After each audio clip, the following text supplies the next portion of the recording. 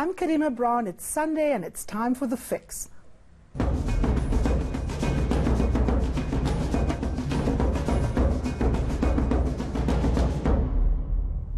Welcome to this edition of The Fix, where every Sunday we hold those in power to account. We tell you what matters, how it affects you, and why you should care. Now, South Africa has a history of structural and institutional violence, which can, of course, be traced back to colonial and apartheid times. This violence has left communities, especially black and working class communities, devastated as people's existence were often criminalized. The nature of the violence has manifested in femicide, with women and children often bearing the brunt. To unpack the reasons why this violence persists in democratic South Africa, I'm joined by Professor Pumla Dineo Gqola and also the Director of Rise Up Against Gender-Based Violence, Vanita Daniels. Thank you so very much for joining us. Professor Gqola, let me start with you. You have written several books about femicide, about rape, a South African nightmare, where you talk about what it is that we don't understand about this particular form of violence. And of course, in the last weeks or so, President Ramaphosa has been forced to come out strongly against this. What about South African society makes it so prone to this level of violence, particularly in relation to women and children? Hello, Karima. Several things. I think, as you outlined in your introduction, some of the reasons why South Africa is prone to such violence and gender-based violence, or violence against women and children specifically, has to do with our histories of violence. We are a patriarchal society, and patriarchal society use violence to control women and to enforce gender power and division. So that's also already we were, as a patriarchal society, already we were primed for these kinds of violence, femicide, rape, and other forms of gender-based violence. And as you've said, we also went through successive eras that ensured that were violent, very violent times themselves. So in many ways, South Africa, the democracy or the entity, the national entity as we understand it now, is founded on violence. So that violence in many ways becomes, through slavery, through colonialism, through apartheid, it becomes almost a vernacular in South Africa.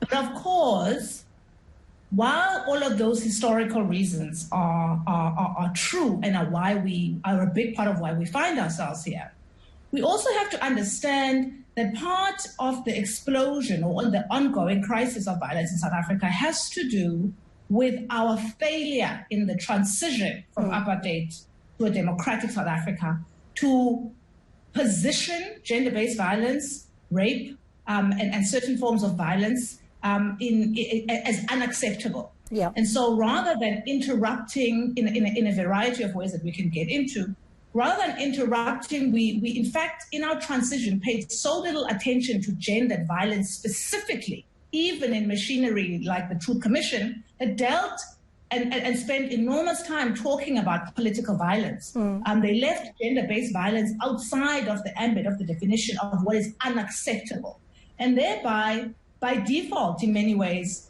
authorize its continuation, which then also translates into the absence of consequence, the lapses in the criminal justice system, and so on, in dealing with gender-based violence. So briefly, I suppose it is historically we inherit gender-based violence in these ways, but we have also created a society. We have enabled the continuance of gender-based violence in our society by failing in the new democracy, or in the democracy that's not so new now, in the last 25 years, 26 years, to do certain things that would interrupt that violence. And so It's not surprising. Pumla, let me bring Vanita in. You've made some really interesting points that I want to pick up with her. Pumla's spoken about the fact that we have not interrupted that violence. That transition essentially just carried over. But if you look at every politician, every celebrity, the noise that people make about gender-based violence is so massive, and yet we are continuing to see women and children bearing the brunt. What are the conversations that we are not having, in your view, Vanita? Hi, morning, and thanks for having me. I think, and I've gone on many platforms before and I've spoken about this, that I think as a society, we do not have a sense of what gender-based violence actually looks like. And we have the skewed perception that it needs to be brutal, it needs to be a stranger, it's me walking, in a field and then being attacked by some random monster.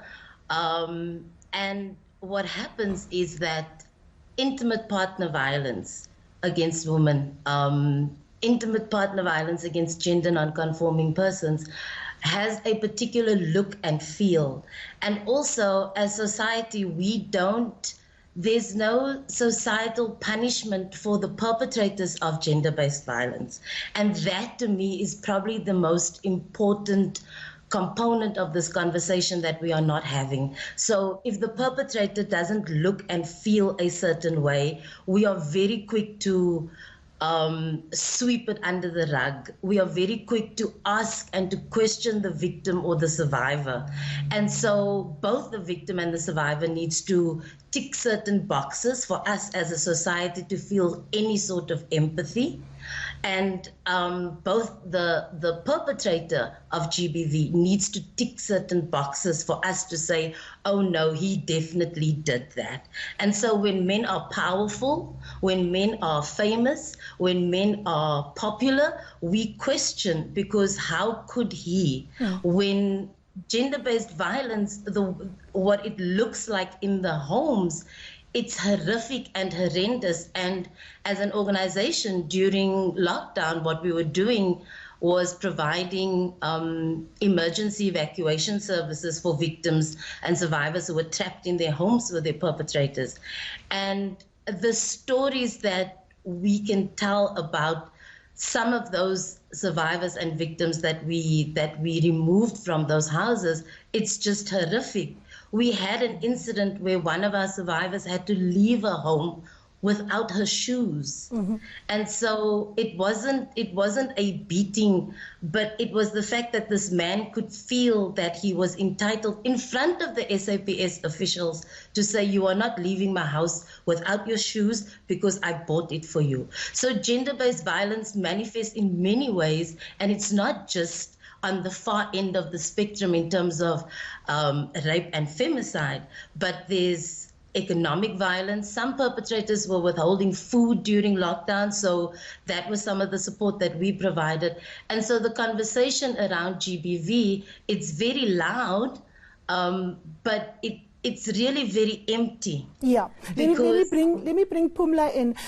Prof, do you agree with Vanita? Because I struggle with the framing of gender-based violence. There is this, outcry when the mutilated bodies of women and children are found hung from the trees, stuffed into black bags in suitcases. Then society gets up and wants to, speak about it. But when you have, like Vanita has said, powerful, popular people accused of gender-based violence, then society takes a back seat, or people start questioning, their value system. Are we framing this conversation wrong? And is that the reason why the noise is just that? It's noise and not substance. Absolutely, Karima. I think that Vanita, I agree with Vanita 100%. The problem is that we focus very often, or the noise, as you call it, the noise is very often superficial. So it is as though nobody in South Africa supports gender-based violence, right? So there's this condemnation after condemnation after condemnation by people in power, by people in positions who can do more than just condemn, by celebrities, by everybody.